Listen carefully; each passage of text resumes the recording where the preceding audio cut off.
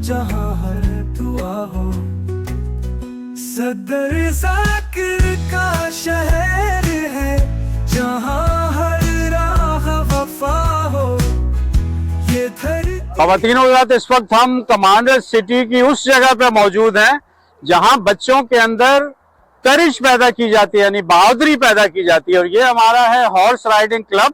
और हमारे पास पीछे तमाम बच्चे ये हॉर्स राइडर्स बैठे हैं। इन्होंने बड़ा जबरदस्त यहाँ पे गैलप का मुजाहरा किया अभी थोड़ी देर पहले।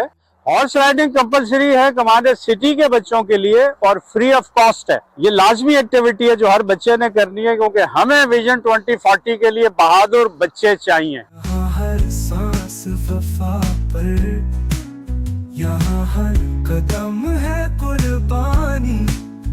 अगर आप भी चाहते हैं कि आपके बच्चे बहादुर हों और इस तरह की एक्टिविटीज फ्री ऑफ कॉस्ट करें, तो आपको कमांडर सिटी का इंतखाब करना है। 16, 17, 18 जनवरी को एक्सपो सेंटर कराची आना है और हमारी स्पेशल ऑफर से फायदा उठाना है। Thank you very much.